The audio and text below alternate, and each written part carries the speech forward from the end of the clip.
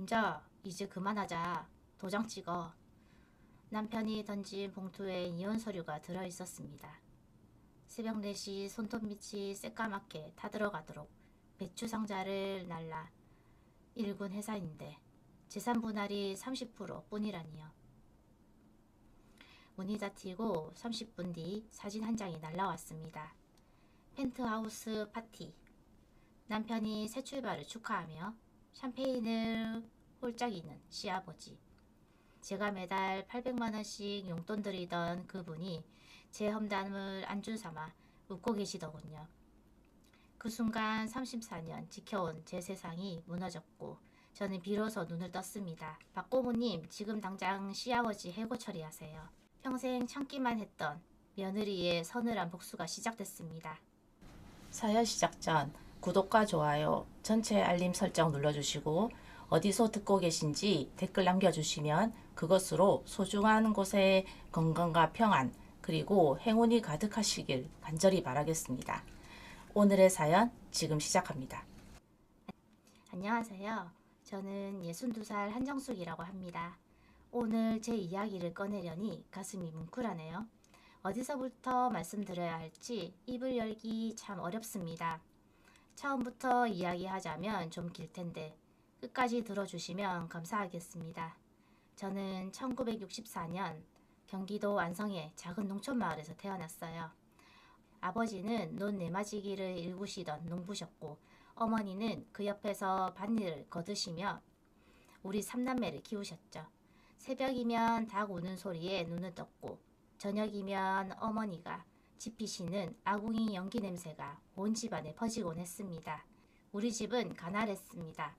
가난하다는 걸 어린 마음에도 알았어요. 학교 갈 때 도시락을 싸가면 다른 애들은 계란 반찬이 있었는데 저는 늘 깍두기 몇 점이 전부였거든요. 그래도 아버지는 늘 이렇게 말씀하셨어요. 정수가, 사람은 손으로 땀 흘려 번 돈이 제일 깨끗한 것이요.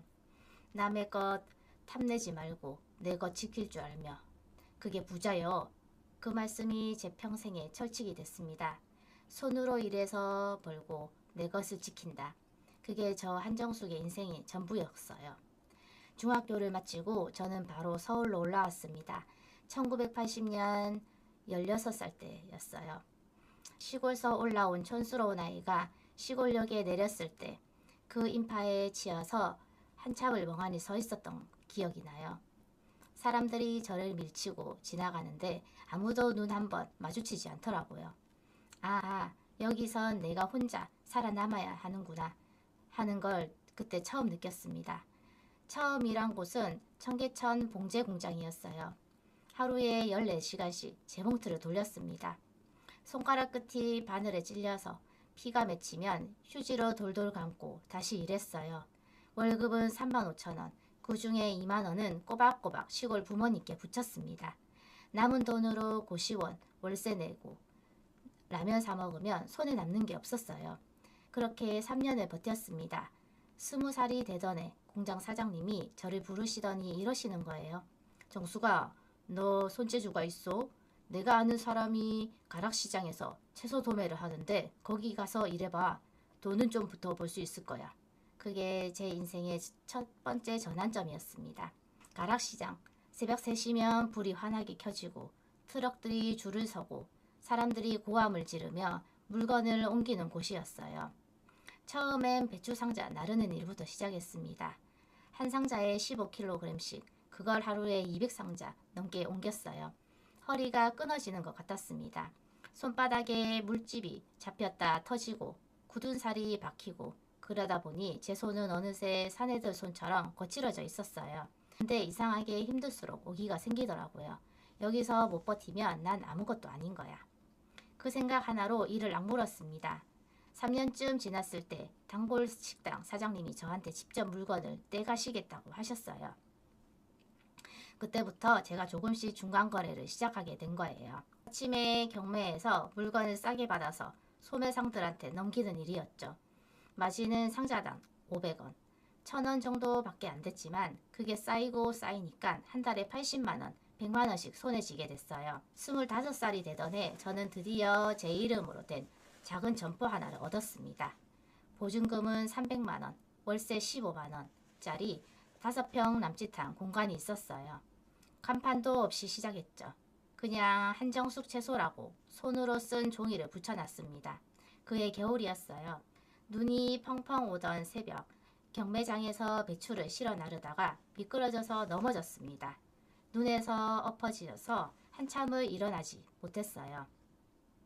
온몸이 얼얼하고 눈물이 나더라고요. 내가 왜 이러고 있나? 시집이 나가서 편하게 살 걸 하는 생각이 스쳤습니다. 그때 누군가 손을 내밀었어요.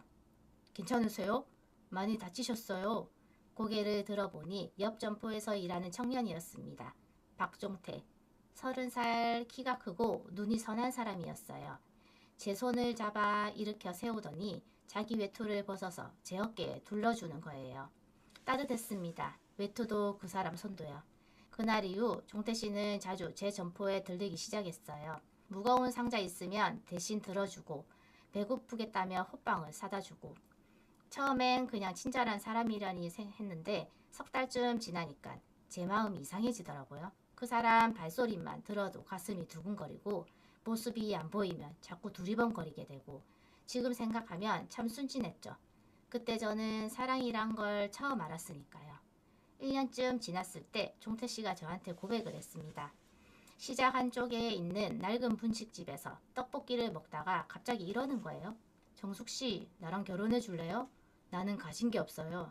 근데 정숙 씨랑 같이 있으면 뭐든 해낼 수 있을 것 같아요. 입안에 떡볶이가 그대로 있었는데 삼킬 수가 없었습니다. 목이 메어서 울컥 눈물이 쏟아지더라고요.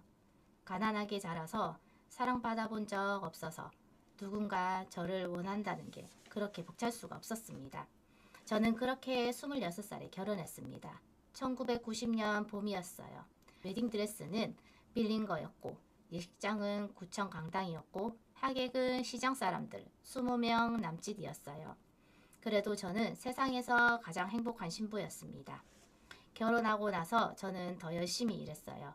새벽 3시에 일어나서 밤 10시까지 일하는 게 일상이 됐습니다. 종태 씨도 옆에서 함께 뛰었고요. 우리 둘이서 같이 땀 흘리면 못 이룰 게 없다고 믿었어요. 그리고 1년 뒤 아들 민준이가 태어났습니다. 분만실에서 아기 울음소리가 들렸는데 저는 침대에 누운 채로 펑펑 울었습니다. 기쁨의 눈물이었죠. 이제 내 가족이 생겼구나. 내가 지킬 사람들이 생겼구나. 그 생각에 온몸에 힘이 솟는 것 같았습니다. 그때는 몰랐어요. 제가 뼈 빠지게 벌어서 쌓아 올린 이 모든 것들이 30년 뒤에 어떤 식으로 무너져 내릴지. 제가 그토록 사랑했던 그 사람이 제 인생을 어떻게 짓밟아 버릴지. 아, 그때 저한테 말해주고 싶어요. 사랑만 믿지 말라고. 눈 크게 뜨고 살라고. 하지만 그때 저는 그냥 행복했습니다. 그것만으로 충분하다고 생각했으니까요. 결혼하고 처음 5년은 정말 정신없이 지나갔어요. 민준이를 얻고 새벽 시장에 나가는 날도 있었습니다. 포대기로 꽁꽁 싸매서 등에 지고 배추 상자 사이를 누비며 경매에 참여했습니다. 아기가 울면 잠깐 구석에서 젖을 물리고 다시 일하러 뛰어가고 지금 생각하면 어떻게 그렇게 살았나 싶은데 그때는 그게 당연한 거였어요. 살아남으려면 그래야 했으니까요. 종태 씨도 열심히 했습니다. 새벽에 저보다 먼저 일어나서 트럭 시동을 걸어놓고 밤에는 장부 정리를 도와줬어요. 그 사람이 옆에 있으니까 힘든 줄 몰랐어요. 둘이 함께라서 버틸 수 있었습니다. 그렇게 10년이 흘렀어요. 2000년 저는 36살이 됐고 우리 정숙 청가는 가락시장에서 손꼽히는 도매상으로 성장이 있었습니다. 5병짜리 점포가 50평으로 늘어났고 직원도 12명이 두게 됐어요. 연 매출이 처음으로 10억을 넘긴 해였습니다. 정보를 정리하다가 그 숫자를 보고 한참을 멍하니 있었어요. 내가 이걸 해냈구나. 손바닥에 굳은 살이 박히며 일한 보람이 있구나. 그해 가을 저는 종태 씨한테 제안을 했습니다. 여보, 이제 당신은 현장에서 좀 빠져도 될 것 같다. 법인 등록하고 당신이 대표 맡아서 관리 쪽을 해봐줘. 나는 계속 현장에서 뛸 테니까. 종태 씨는 고개를 끄덕였어요. 고마워, 당신 덕분이야. 라고 하더군요. 저는 그 말이 좋았습니다. 우리가 함께 이룬 거라 생각했으니까요. 법인을 세우면서 대표이사는 종태씨 이름으로 했습니다. 저는 이사로 등재됐고요. 왜 그랬냐고요? 그냥 그게 당연하다고 생각했어요. 남편이 바깥일하고 아내는 뒤에서 받쳐주는 거. 그 시절엔 다들 그렇게 살았으니까요. 지금 생각하면 참 어리석었죠. 그리고 시아버지 박민수 씨가 본격적으로 우리 집에 들어온 건 그 무렵이었습니다. 시아버지는 원래 지방에서 작은 식자재 납품업을 하시던 분이었어요. 그런데 사업이 잘 안 풀리셨는지 2001년쯤 서울로 올라오셨습니다. 종태 씨가 저한테 조심스럽게 말하더라고요. 정수가, 아버지가 요즘 많이 힘드신 것 같아. 우리 회사에서 일자리 하나 만들어 드리면 안 될까? 고문직함 드리고 용돈 정도 드리면 돼. 저는 그러자고 했습니다. 남편 아버지인데 당연히 모셔야지 싶었어요. 효도라고 생각했습니다. 처음엔 월 200만 원으로 시작했어요. 그런데 1년이 지나니까 300만 원이 됐고 3년이 지나니까 500만 원이 됐습니다. 거기에 법인카드, 업무용 차량, 기사까지. 제가 정신을 차려보니 시아버지한테 들어간 돈이 월 800만 원이 훌쩍 넘고 있었어요. 한 번은 장부를 보다가 깜짝 놀랐습니다. 시아버지 법인카드 사용 내역에 골프장, 룸살롱, 고급 한정식이 빼곡하게 찍혀 있는 거예요. 한 달에 1200만 원치를 긁으신 적도 있었습니다. 저는 종태 씨한테 조심스럽게 말했어요. 여보, 아버님 카드 사용이 좀 많은 것 같은데 우리가 아무리 잘 번다 해도 이건 좀... 그랬더니 종태 씨가 버럭 화를 내는 거예요. 아버지가 평생 고생하셨는데 이제 좀 편하게 사시면 안 돼? 당신이 번 돈이랑 다 당신 거야? 우리 가족 돈이지. 그 말에 할 말이 없었어요. 맞는 말인 것 같기도 했고 제가 너무 옹졸한 건가 싶기도 했어요. 그래서 그냥 입은 다물었습니다. 지금 생각하면 그때 제대로 싸웠어야 했는데 2005년 민준이가 중학교에 들어갈 무렵이었어요. 저는 드디어 강남에 아파트를 샀습니다. 도곡동 32평, 제 이름으로 된 첫 번째 부동산이었어요. 계약서에 도장 찍는 손이 떨렸습니다. 등기부 등본에 한정수이라는 세 글자가 박힌 걸 보고 새벽 시장에서 배추 상자 나르던 그 시절이 떠올라 한참을 울었어요. 그런데 이사하고 나서 이상한 일이 생기기 시작했습니다. 시아버지가 자꾸 우리 집에 오시는 거예요. 일주일에 서너 번씩 오셔서 밥 해달라 하시고 텔레비전 보다 주무시고 가시고 처음엔 그러려니 했어요. 아드님 집에 오시는 건데 뭐. 근데 점점 불편해지더라고요. 냉장고를 마음대로 열어서 드시고 제가 아끼는 과일을 전부 드시고 거실에서 담배를 피우시고 제가 조심스럽게 말씀드리면 눈을 부라리시며 이러시는 거예요.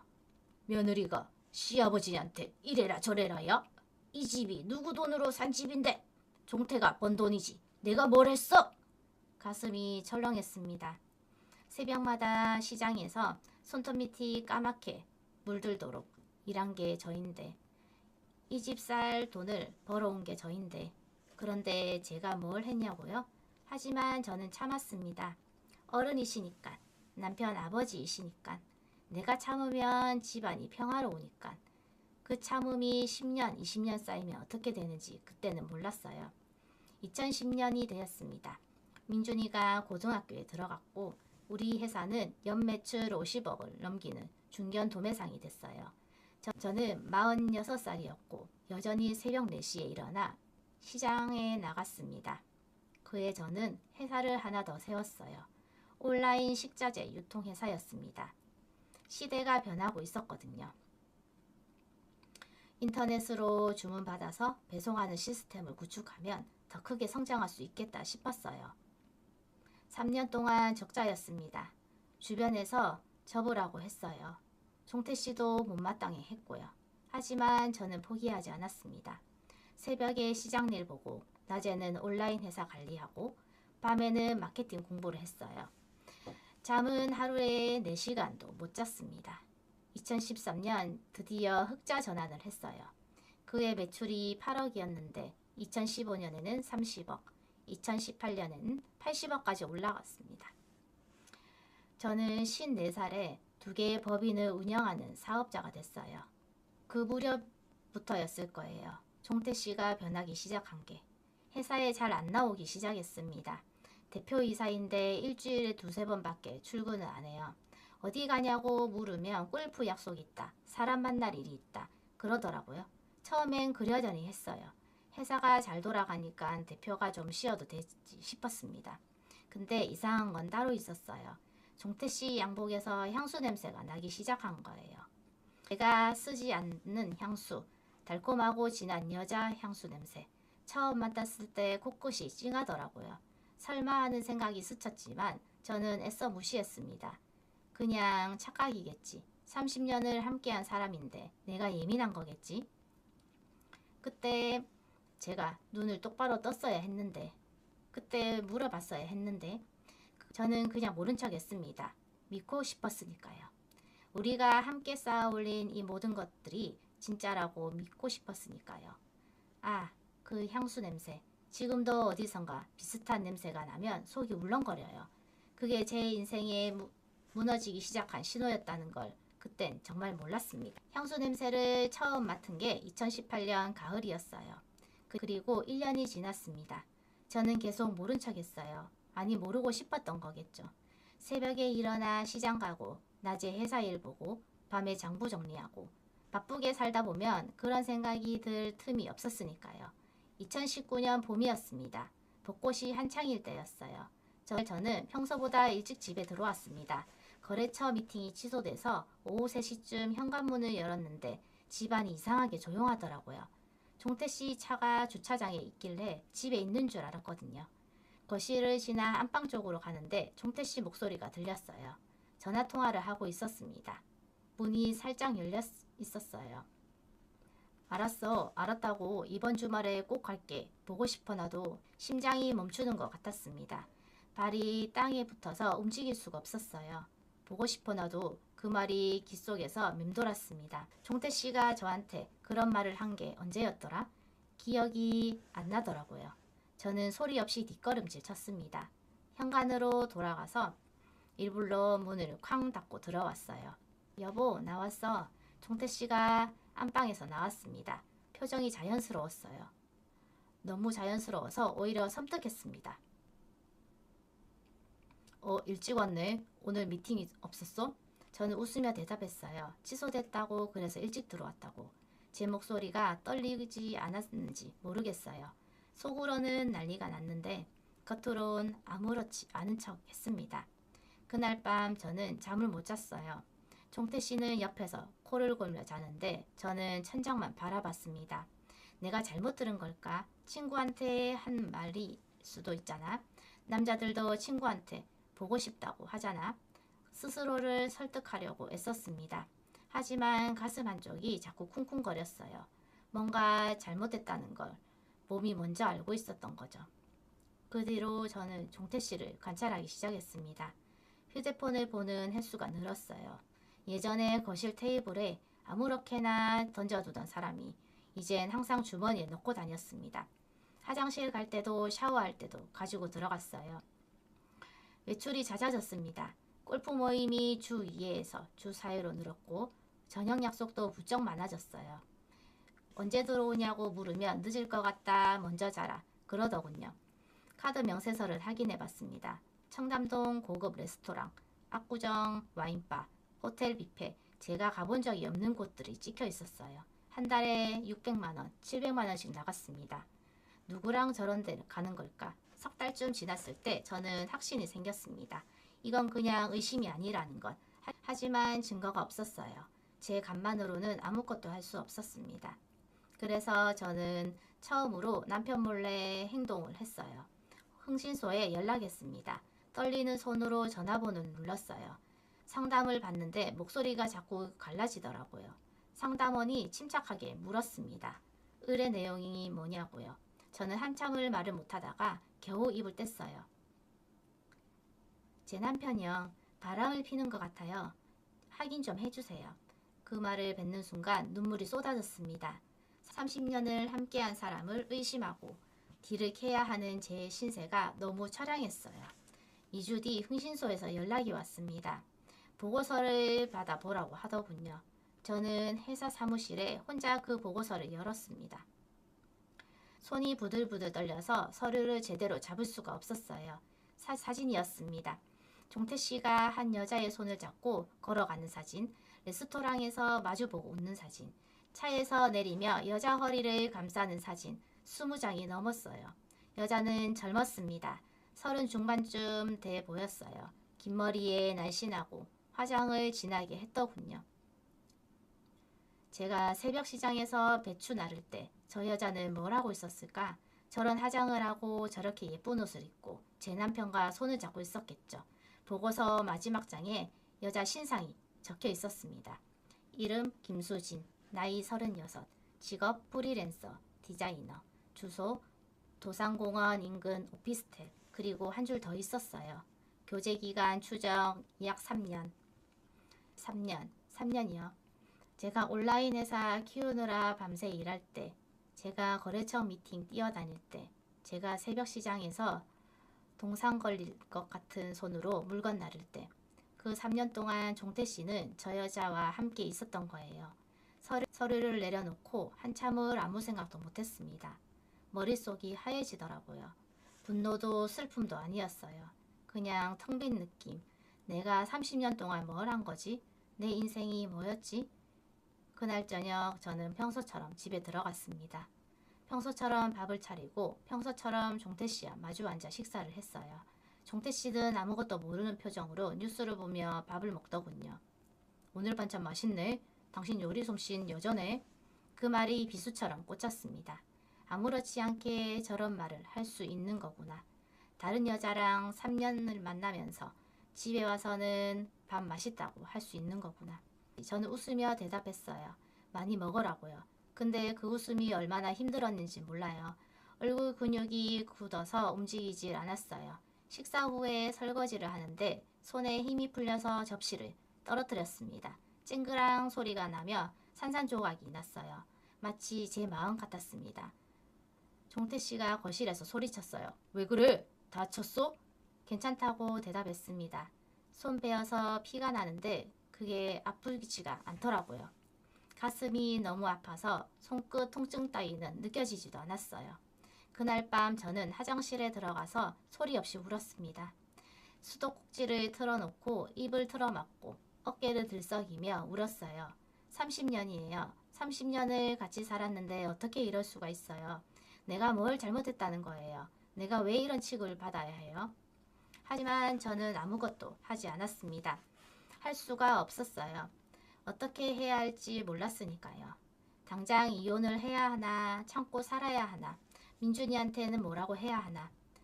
머릿속이 엉켜서 생각이 안 됐습니다. 그래서 저는 기다렸어요. 뭔가 결정적인 순간이 오기를, 제가 움직일 수밖에 없는 그런 순간이 오기를. 그리고 그 순간은 생각보다 빨리 찾아왔습니다. 2020년 1월 설 연휴 직전이었어요. 흥신소 보고서를 받은 뒤로 2달이 지났습니다. 저는 아무것도 모른 척 살았어요. 매일 새벽에 일어나 시장에 가고 회사 일을 보고 저녁에는 밥을 차려 종태씨와 마주 앉았습니다. 웃어야 할 때 웃고 대답해야 할 때 대답하고 겉으로는 평범한 아내였어요. 근데 속은 매일 썩어가고 있었습니다. 밤마다 잠을 못 잤어요. 눈을 감으면 그 사진들이 떠올랐거든요. 종태씨가 그 여자 허리를 감싸는 손, 마주보며 웃는 얼굴, 그게 눈앞에 아른거려서 미칠 것 같았습니다. 체중이 빠지기 시작했어요. 2달 만에 7kg이 빠졌습니다. 밥이 목으로 안 넘어갔거든요. 숟가락을 들면 손이 떨리고 음식을 씹으면 모래를 씹는 것 같았어요. 직원들이 걱정하며 물었습니다. 사장님 어디 편찮으시냐고요. 저는 웃으며 괜찮다고 했어요. 다이어트 중이라고, 나이 먹으니 살을 빼야겠더라고요. 그 거짓말을 얼마나 쓰라렸는지 그러던 어느 날이었습니다. 설 연휴를 앞두고 회사 야유회가 있었어요. 저는 빠지려고 했는데 직원들이 꼭 오시라고 해서 억지로 참석했습니다. 종태씨도 대표니까 당연히 왔고요. 야유회가 끝나고 2차 노래방에 갔어요. 저는 구석에서 앉아 음료수를 마시고 있었는데 종태씨가 화장실을 간다며 나가더군요. 10분이 지나도 안 들어왔어요.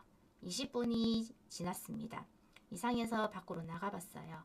복도 끝 비상구 앞에 종태씨가 서 있었습니다. 전화통화를 하고 있더라고요. 목소리가 들렸어요. 응, 나야. 지금 회식 중인데 조금만 참아. 내일 갈게. 선물 준비해놨어. 사랑해. 사랑해. 그 말을 듣는 순간 다리에 힘이 풀렸습니다. 벽을 짚고 겨우 서 있었어요. 30년 동안 저한테 한 번도 하지 않은 말을 저 여자한테 전화로 아무렇지 않게 하는 거구나. 종태씨가 전화를 끊고 돌아섰습니다. 저랑 눈이 마주쳤어요. 순간 그 사람 얼굴이 굳더라고요. 하지만 금방 표정을 바꿨습니다. 왜 나왔어? 바람 쐬러 나온 거야? 저는 대답하지 않았어요. 그냥 그 사람 얼굴을 바라봤습니다. 30년을 같이 산 얼굴, 제가 사랑했던 얼굴, 그 얼굴이 갑자기 낯설게 느껴지더라고요. 이 사람은 누구지? 내가 알던 박종태가 맞나? 왜 그렇게 봐? 들어가자. 추워. 종태씨가 제 팔을 잡고 들어가려고 했어요. 저는 그 손을 뿌리쳤습니다. 처음이었어요. 그 사람 손을 뿌리친 게. 김수진이 누구야? 종태씨 얼굴이 새하얗게 변했습니다. 입술이 바르르 떨리더라고요. 대답을 못하고 서 있었습니다. 3년이래. 3년 동안 만났다며? 누가 그런 소리를. 부정하지 마. 다 알아. 사진도 있어. 그제서야 종태씨가 고개를 떨궜습니다. 한참을 아무 말 없이 서 있다가 작은 목소리로 말하더군요. 미안해. 미안해. 그 말 한마디로 3년이 정리되는 거예요. 제가 잠 못 자고 밥 못 먹고 혼자 화장실에서 울었던 그 시간들이 미안해 한마디로 끝나는 거예요. 저는 아무 말 하지 않았습니다. 그냥 돌아서서 노래방으로 들어갔어요. 가방을 챙기고 먼저 나왔습니다. 택시를 타고 집에 오는 내내 눈물이 멈추지 않았어요. 운전기사분이 힐끗힐끗 쳐다보시는데 신경 쓸 여유가 없었습니다. 그날 밤 종태씨는 새벽 2시에 들어왔어요. 술 냄새를 풍기며 비틀거리고 있더군요. 저는 거실 소파에 앉아 기다리고 있었습니다.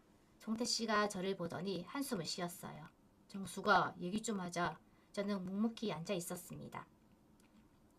내가 잘못했어. 근데 수진이는 그냥 답답했어. 당신은 맨날 일만 하잖아. 집에 와도 피곤하다고 잠만 자고 나는 외로웠어. 그 말을 듣는 순간 웃음이 나왔습니다. 정말 웃겼거든요. 제가 왜 맨날 일만 했겠어요? 이 집을 사려고, 민준이 학비 내려고, 당신 아버지 뒷바라지 하려고 일했잖아요. 피곤하다고 잠만 잔 게 아니라 진짜 피곤해서 쓰러지듯 잤던 거예요. 그런데 그게 제가 잘못이래요. 제가 외롭게 만들었대요. 그래서 그게 바람 피워도 되는 이유야? 이유는 아니지. 근데 이해는 해줘. 남자가 얼마나... 됐어. 더 듣기 싫어. 저는 일어나서 안방으로 들어갔습니다. 문을 잠그고 침대에 누웠어요. 온몸이 떨렸습니다. 분노인지 슬픔인지 모르겠더라고요. 그냥 모든 게 뒤섞여서 숨을 쉴 수가 없었습니다. 그 뒤로 한 달 동안 저희는 같은 집에 살면서 말을 거의 하지 않았습니다. 냉랭한 공기가 집안 가득 흘렀어요. 민준이가 눈치를 챘는지 조심스럽게 물었습니다. 엄마, 아빠랑 싸웠어? 무슨 일 있어? 저는 아니라고 했어요. 괜찮다고, 신경 쓰지 말라고. 30살이 다 된 아들한테 아빠가 바람 폈다는 말을 어떻게 해요? 차마 못하겠더라고요. 2020년 2월 코로나가 터졌습니다. 시장이 멈췄어요. 시장도 회사도 모든 게 뒤죽박죽 됐습니다. 저는 그 와중에서도 회사를 지켜야 했어요. 직원들 월급 줘야 했고 거래처와 약속을 지켜야 했고 정신없이 1년이 지나갔습니다. 그 사이 종태씨와의 관계는 더 멀어졌어요. 같은 집에 살지만 남남 같았습니다. 대화는 필요한 것만, 밥은 따로 먹고 잠은 각방에서 잤어요. 그러다가 2021년 가을 종태씨가 갑자기 말을 꺼냈습니다. 정수가 이제 그만하자. 우리 별거 하자. 별거. 그 말을 듣고도 놀랍지 않았어요. 언젠가 올 거라고 생각했으니까요. 근데 가슴이 쿵 내려앉는 건 어쩔 수 없더라고요. 30년이잖아요. 아무리 사이가 틀어져도 30년인데. 그래, 그렇게 하자. 저는 담담하게 대답했습니다. 울지 않았어요. 그 사람 앞에서 눈물 보이기 싫었거든요. 그렇게 별거가 시작됐습니다. 종태 씨는 청담동 오피스텔을 얻어 나갔어요. 월세 350만 원짜리. 물론 법인 돈으로요. 제가 벌어다 준 돈으로요. 그리고 2024년 1월 그날이 왔습니다. 오후 2시 종태 씨가 갑자기 집에 찾아왔어요. 현관문을 열고 들어오더니 서류 봉투를 제 앞에 던졌습니다. 이혼 서류야. 도장 찍어. 저는 봉투를 열어봤습니다. 협의 이혼 서류였어요. 재산 분할 항목에 눈이 갔습니다. 종태 씨가 70%, 제가 30%. 이게 뭐야? 재산 분할이 왜 이래? 뭐가 어때서? 회사 대표가 나잖아. 법적으로 내 재산이야. 그 순간 머릿속이 하얘졌어요. 새벽 4시에 일어나서 평생 일한 게 저인데, 회사를 키운 게 저인데 법적으로 당신 재산이라고요? 못해. 이건 받아들일 수 없어. 종태 씨 얼굴이 일그러졌습니다. 왜 이렇게 더럽게 굴어? 깔끔하게 끝내자. 질질 끌면 서로 피곤하잖아. 저는 서류를 테이블 위에 내려놓았습니다. 아내, 변호사 선임할 테니까 법대로 하자. 종태 씨가 서류를 집어들더니 제 가슴팍에 던졌어요. 서류가 바닥에 흩어졌습니다. 좋아, 법대로 하자. 근데 후회할 거야. 내가 누군지 알잖아? 그 말을 남기고 종태 씨가 나갔어요. 문이 쾅 닫히는 소리가 온 집안에 울렸습니다. 그리고 정확히 30분 뒤 제 휴대폰으로 사진이 날아왔어요.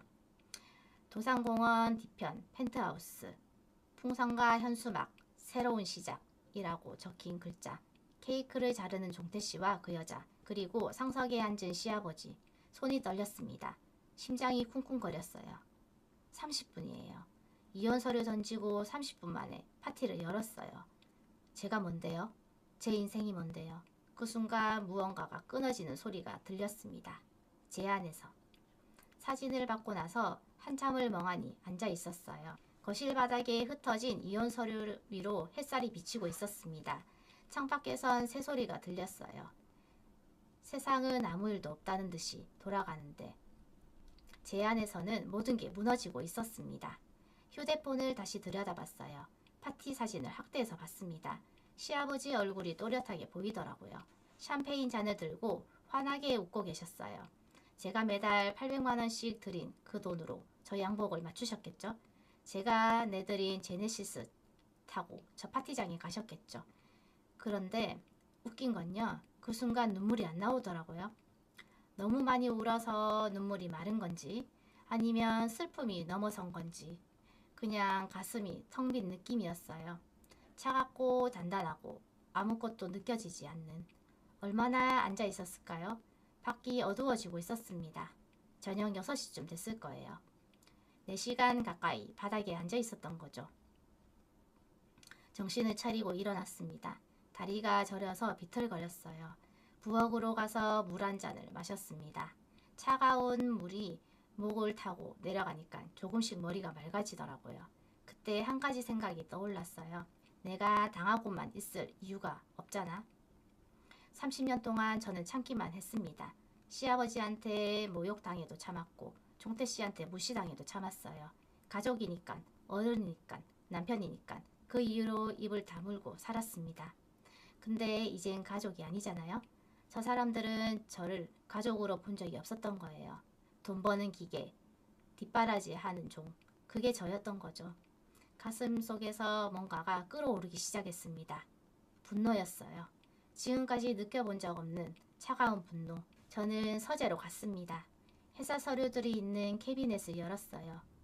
법인 등기부 등본, 주주 명부, 재무제표 하나하나 꺼내서 확인했습니다. 정숙청가 주식회사 대표이사 박종태. 하지만 주식의 70%는 제 이름이었어요. 제가 회사를 세울 때 그렇게 해뒀거든요. 종태 씨는 대표이사 지갑만 있고 실제 지분은 30% 뿐이었습니다. 두 번째 법인 정숙 온라인, 이건 100% 제 소유였어요. 종태 씨는 이 회사에 아무 지분도 없었습니다. 부동산 등기부 등본도 확인했어요. 도곡동 아파트 제 이름, 판교상가 제 이름, 회사 창고 부지 제 이름. 제가 일일이 확인해가며 계약했던 것들이에요. 종태씨가 뭐라고 했죠? 법적으로 자기 재산이라고. 웃기는 소리. 저는 노트에 정리하기 시작했습니다. 제 자산, 회사 자산, 종태씨 명의 자산. 계산해보니 총 자산의 80% 이상이 제 이름이거나 제가 대주주 법인 소유였어요.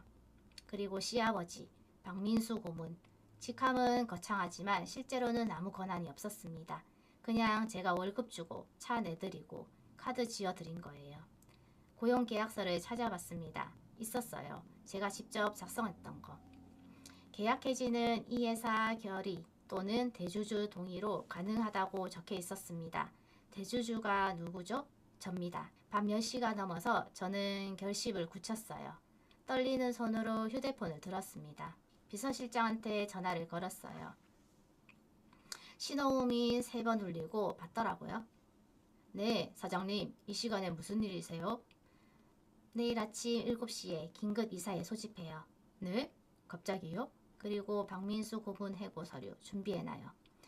법인 차량 회수, 법인카드 정지. 내일 오전 중으로 전부 처리할 거예요. 전화기 너머로 침묵이 흘렀습니다. 비서실장이 당황한 게 느껴졌어요. 하지만 저는 담담하게 기다렸습니다. 알겠습니다. 준비해 놓겠습니다. 전화를 끊고 나니 손이 떨렸어요. 심장이 쿵쿵거렸습니다. 내가 정말 이러는 거구나. 시아버지를 해고하고 종태씨와의 전쟁을 시작하는 거구나. 두려웠어요. 솔직히 말하면 무서웠습니다. 30년 동안 가족이라는 울타리 안에서 살았는데 이제 그걸 내 손으로 부수는 거잖아요. 민준이는 어떻게 생각할까? 주변 사람들을 뭐라고 할까? 내가 너무 독한 거 아닐까? 하지만 그 사진이 떠올랐어요. 파티장에서 웃고 있는 시아버지, 케이크 자르는 종태씨, 그 옆에 서 있는 그 여자. 저 사람들이 저한테 한 짓에 비하면 제가 하려는 건 아무것도 아니에요. 다음 날 아침 저는 새벽 5시에 일어났습니다. 샤워하고 옷을 골랐어요. 검은색 정장, 장례식장에 가는 것처럼 차려입었습니다. 누구의 장례냐고요? 박종태 가족과의 관계요. 아침 7시 회의실에 이사진이 모였습니다. 5명이에요. 저 포함해서. 종태씨는 당연히 안 왔고요. 오늘 한 건은 하나입니다. 박만수 고문 해임건. 이사들이 서로 눈치를 보더라고요. 다들 상황을 알고 있었어요. 시장 바닥에서 소문이 안 퍼질 리가 없으니까. 대표이사가 바람 피웠다는 거 다들 알고 있었을 겁니다. 찬성하시는 분 손 들어주세요. 4명이 손을 들었습니다. 저 포함해서 1명은 기권했어요. 종태씨 대학 동기였거든요. 가결되었습니다. 박만수 고문은 오늘부로 해임됩니다. 회의가 끝나고 저는 비서실장을 불렀습니다. 지금 바로 처리하세요. 법인카드 정지, 차량 해수 오늘 안으로 끝내요. 알겠습니다. 오전 11시쯤이었어요. 비서실장한테 연락이 왔습니다. 시아버지 법인카드 정지됐고 기사가 차를 해수해 왔다고요. 오후 3시 시아버지한테 전화가 왔습니다. 받지 않았어요. 5번 울리고 끊어졌습니다. 그리고 문자가 왔어요. 정수가 이게 무슨 짓이냐? 지금 당장 전화해라. 저는 답장을 보내지 않았습니다. 저녁 7시쯤 집 앞이 시끄러워졌어요. 현관 카메라를 확인해 보더니 시아버지가 대문 앞에서 소리를 지르고 계시더라고요. 야, 항정숙, 문 열어. 이게 사람이 할 짓이냐? 어디서 감히 시아버지를. 심장이 쿵쿵거렸어요. 손이 떨렸습니다. 하지만 저는 움직이지 않았어요. 거실 소파에 앉아서 차를 마셨습니다. 손이 떨려서 찻잔을 달그락거렸지만 꾹 참았어요. 경비업체에 전화를 걸었습니다. 대문 앞에 소란 피우는 사람이 있어요. 처리해주세요. 10분 뒤 경비원들이 와서 시아버지를 모시고 갔습니다. 카메라로 그 장면을 봤어요. 시아버지가 발버둥 치시면서 욕을 하고 계셨어요. 인연이 미쳤어, 미쳤어. 그 소리가 카메라 마이크로 들렸습니다. 저는 찻잔을 내려놓았어요.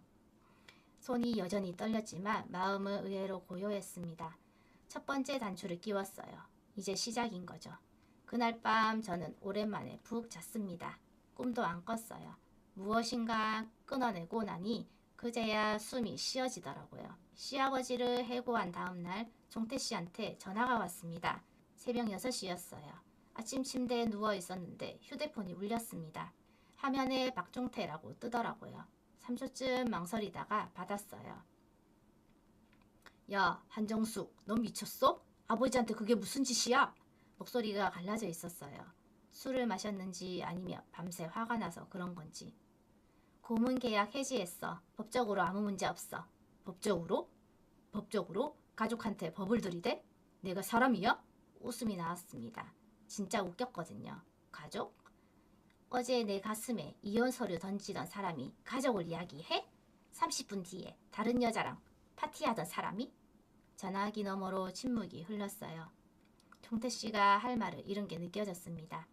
나도 이제 법대로 할 거야. 각오해. 전화를 끊었습니다. 손이 떨렸지만 마음은 시원했어요. 3년 동안 못했던 말을 하고 나니까 막혀있던 게 뚫리는 기분이었습니다. 그날 오전 저는 변호사 사무실에 갔어요. 이혼 전문 변호사를 찾아서 미리 예약해뒀거든요. 강남에 있는 유명한 로펌이었습니다. 상담료가 시간당 50만 원이었는데 돈이 아깝지 않았어요. 이건 전쟁이니까요. 변호사가 제 이야기를 듣더니 고개를 끄덕였습니다.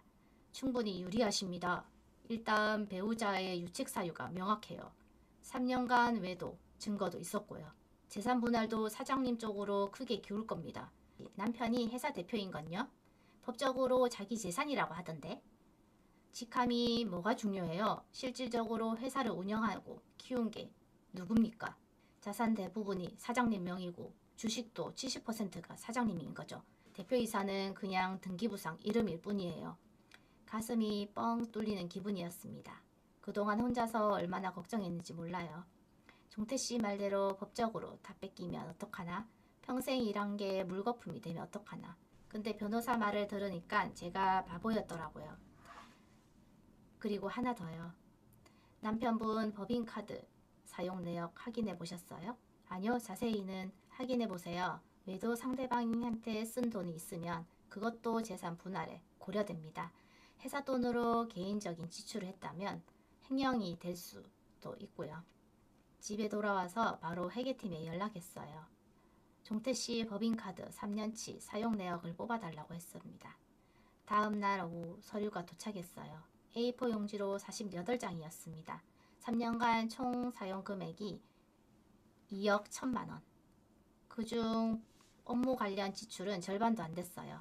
나머지는 뭐 했냐고요? 청담동 고급 레스토랑, 압구정 와인바, 호텔 스위트룸, 명품 매장, 해외여행, 항공권과 숙박비, 전부 김수진이랑 쓴 돈이었습니다. 영수증을 하나하나 넘기는데 손이 부들부들 떨렸어요. 제가 새벽 시장에서 손톱 밑이 까매지도록 일할 때 이 사람은 이 돈으로 저 여자랑 호텔에 갔던 거예요. 제가 거래처 뛰어다니며 계약 따낼 때 이 사람은 명품 가방 사주고 있었던 거예요. 분노가 차올랐습니다. 뜨거운 게 아니라 차가운 분노였어요. 이성적으로 움직여야 한다는 걸 알았거든요. 변호사한테 서류를 보냈어요. 다음날 바로 연락이 왔습니다. 이거면 충분합니다. 업무상 횡령으로 고소 가능해요. 형사고소 들어가면 남편분은 많이 곤란해지실 겁니다. 진행해주세요. 일주일 뒤 종태씨한테 검찰 출석 요구서가 날아갔습니다. 그날 저녁 종태씨가 집에 찾아왔습니다. 3개월 만에 처음이었어요. 문을 열어주지 않으려고 했는데 인터폰 카메라를 보니까 얼굴이 많이 상해 있더라고요. 수염도 안 깎고 눈도 충혈돼 있고. 잠깐 망설이다가 문을 열어줬어요. 종태씨가 들어오더니 거실에 털썩 주저앉았습니다. 한참을 아무 말 없이 바닥을 보다가 작은 목소리로 말하더라고요. 정수가 제발 고소 취하해줘. 내가 잘못했어. 진짜 잘못했어. 저는 맞은편 소파에 앉아서 그 사람을 바라봤어요. 30년 전 눈 오던 날 저한테 손 내밀었던 그 청년이 지금 바닥에 주저앉아 애원하고 있었습니다. 가슴이 아프냐고요? 솔직히 조금 아팠어요. 미워해도 30년인데요. 하지만 그 아픔이 제 결심을 바꿀 만큼 크진 않았습니다. 내가 왜? 수진이한테 버림받았어. 돈이 없으니까 쳐다도 안 보더라. 아버지도 연락 끊으셨어. 나 이제 아무것도 없어. 그래서? 당신밖에 없소. 당신이 나 용서해주면 안 돼! 단호하게 말했습니다. 종태씨가 고개를 들어 저를 봤어요. 눈에 눈물이 고여 있었습니다. 당신이 30분 만에 파티한 거 됐고 내가 용서 안 하는 건 안 돼? 당신이 3년 동안 바람 피운 건 됐고 내가 고소한 건 안 돼? 그게 무슨 기준이야 그게? 종태씨가 아무 말도 못했어요. 고개를 떨구고 어깨를 들썩였습니다. 울고 있는 것 같았어요. 예전 같았으면 달려가서 안아줬을 거예요. 괜찮아. 다 잊을게. 다시 시작하자. 그렇게 말했겠죠. 근데 이제는 그런 마음이 안 들더라고요. 나가. 다음부터는 변호사 통해서 연락해. 종태씨가 일어나서 나갔습니다. 문이 닫히고 저는 한참 동안 그 자리에 앉아 있었어요. 이상하게 후련하지가 않았습니다. 복수를 하고 있는데 속이 시원하지 않았어요. 그날 허무했습니다. 30년이 이렇게 끝나는구나. 허무하다. 하지만 멈출 수는 없었어요. 여기서 멈추면 제가 진 거니까요. 한 달 뒤 종태씨는 업무상 횡령 혐의로 기소됐습니다. 집행유예가 예상된다고 변호사가 말하더군요. 감옥에 가진 않겠지만 전과자가 되는 거예요. 이혼 소송도 시작됐어요. 재산분할 협의에서 제가 85%를 가져가기로 했습니다. 종태씨는 15%도 감사해야 할 판이었어요. 유책 배우자가 뭘 요구하겠어요. 시아버지는 시골로 내려가셨어요. 고향 근처 작은 원룸에서 사신다고 들었습니다. 제가 최소한의 생활비를 보내드리고 있어요. 월 100만원, 그것도 가분하다고 생각하지만 그래도 종태씨 아버지니까요. 민준이 할아버지니까요.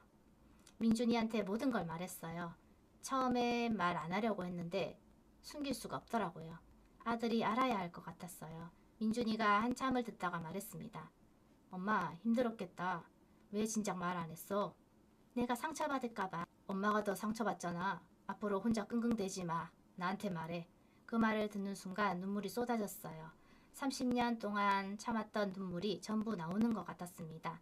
민준이가 저를 안아줬어요. 아들 품에 안겨서 펑펑 울었습니다. 제가 지킨 건 회사도 재산도 아니었어요. 이 아이였습니다. 이 아이가 제 편이 되어준 것만으로도 30년이 헛되지 않다는 생각이 들었어요. 이혼 판결이 확정된 건 2024년 11월이었어요. 법원에서 나오는데 하늘이 맑더라고요. 늦가을 햇살이 따스하게 내려쬐고 은행나무 잎이 노랗게 물들어 있었습니다. 저는 법원 계단에 서서 한참을 그 풍경을 바라봤어요. 끝났구나. 34년 결혼생활이 끝났습니다. 종이 한 장으로요. 판사가 이혼을 선고할 때 이상하게 아무 감정이 안 들었어요. 슬프지도 시원하지도 않았습니다. 그냥 멍했어요. 변호사가 옆에서 축하한다고 하더군요. 재산 분할도 잘 됐고 위자료도 받게 됐다고. 저는 고개만 끄덕였어요. 고맙다는 말이 안 나왔습니다. 집에 돌아오는 길에 한강 둔치에 차를 세웠어요. 강변에 앉아서 물을 바라봤습니다. 물이 천천히 흘러가고 있었어요. 어디로 와서 어디로 가는지도 모르면서 그냥 묵묵히 흘러가는 물. 내 인생도 저랬나 싶더라고요. 어디서 시작됐는지도 모르게 시작해서 어디로 가는지도 모르면서 그냥 흘러온 것. 새벽시장 배추상자, 땀, 눈물, 종태씨, 시아버지, 그 모든 게 강물처럼 흘러가 버렸어요. 1시간쯤 앉아 있다가 일어났습니다. 발이 저려서 비틀거렸어요. 나이가 드니까 오래 앉아 있으면 안 되더라고요. 웃음이 나왔어요. 쓸쓸한 웃음이었습니다. 그날 저녁 혼자 밥을 먹었어요. 직접 지은 쌀밥에 직접 담근 깍두기, 계란 프라이 하나, 소박한 밥상이었습니다. 근데 그게 그렇게 맛있을 수가 없었어요. 한 숟갈 뜨는데 눈물이 나더라고요. 아, 내가 이렇게 먹고 싶은 걸 먹을 수 있구나. 눈치 안 보고 신경 안 쓰고 그냥 내가 먹고 싶을 때 먹을 수 있구나.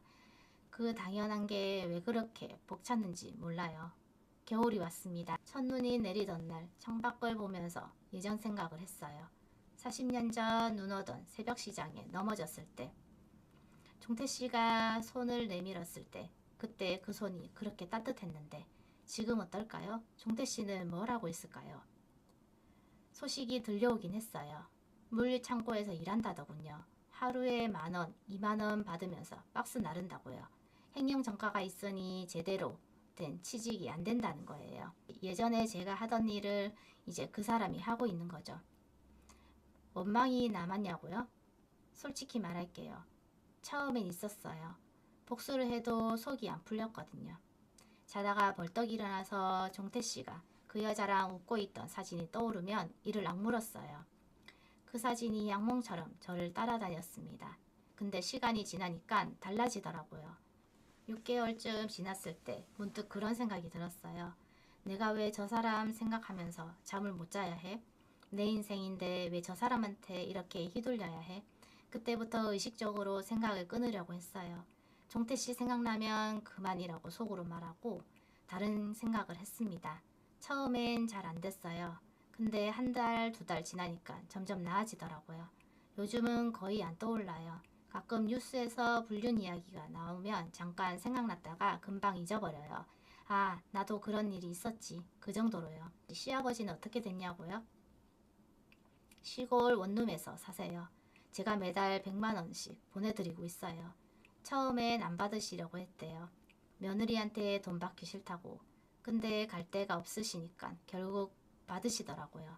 연락은 안 해요. 저도 안 하고 그쪽에서도 안 하시고. 민준이가 가끔 할아버지 안부를 전해주긴 하는데 저는 묻지 않습니다. 알고 싶지 않아요. 원망하냐고요? 글쎄요. 원망이라기보다는 그냥 무감각해진 것 같아요. 20년 동안 800만 원씩 드리면서 모셨는데 돌아온 게 뭐였어요? 며느리 험담이랑 상간녀 파티 참석이었잖아요. 그걸 생각하면서 아직도 가슴이 서늘해지긴 해요. 근데 이제는 그냥 남 이야기처럼 느껴져요. 올봄에 제주도에 다녀왔어요. 혼자요. 태어나서 처음으로 혼자 여행이었습니다. 비행기 타는 것도 혼자, 렌터카 운전하는 것도 혼자, 밥 먹는 것도 혼자. 처음엔 좀 쓸쓸했어요. 식당에서 혼자 앉아 있으면 주변 시선이 느껴지는 것 같았거든요. 근데 이틀째 되니까 편해지더라고요. 아무한테 맞출 필요가 없으니까요. 가고 싶은 데 가고 먹고 싶은 거 먹고 자고 싶을 땐 자고. 그게 이렇게 자유로운 건지 처음 알았어요. 성산 일출봉에서 해 뜨는 걸 봤습니다. 새벽 5시에 일어나서 산을 올랐어요. 다리가 후들거렸는데 포기하지 않았어요. 정상에 올라서 해를 뜨는 걸 보는데 눈물이 났습니다. 아, 아직 내 인생에 이런 순간이 남아있구나. 이렇게 아름다운 걸 볼 수 있구나. 혼자서도 여기까지 올 수 있구나. 그 순간 깨달았어요. 저는 괜찮아졌구나. 완벽하게 행복하냐고 물으시면 솔직히 모르겠어요. 상처가 다 아문 건 아니거든요. 가끔 밤에 잠이 안 올 때, 텅 빈 집이 너무 조용하게 느껴질 때 외로움이 밀려오긴 해요. 근데 그게 불행이냐 하면 그건 또 아닌 것 같아요. 그냥 삶의 일부인 거죠. 누구나 외로울 때가 있고 누구나 힘들 때가 있잖아요. 저도 그런 거예요. 달라진 게 있다면 이제는 저를 위해 살 줄 알게 됐다는 거예요. 30년 동안 남편 위에, 시아버지 위에, 회사 위에 살았거든요. 근데 이제는 저 한정숙을 위해 살아요.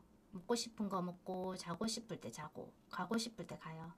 그게 이렇게 소중한 건지 60 넘어서 처음 알았네요. 민준이가 요즘 자주 와요. 일주일에 한두 번씩 저녁 먹으러 오거든요.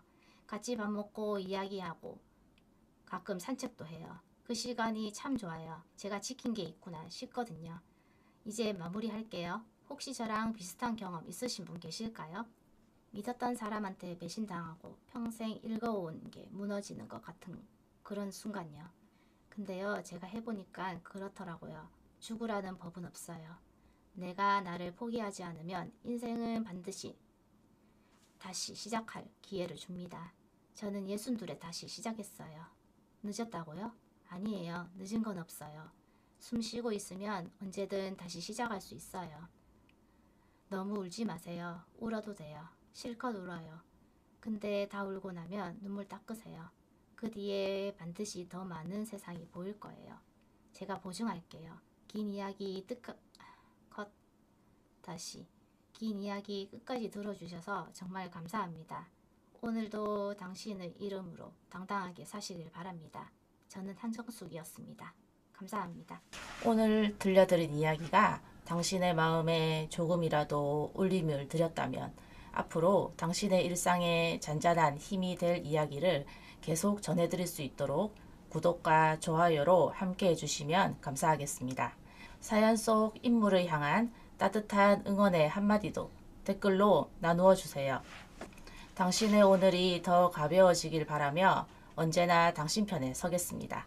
꽃피는 밤이었습니다.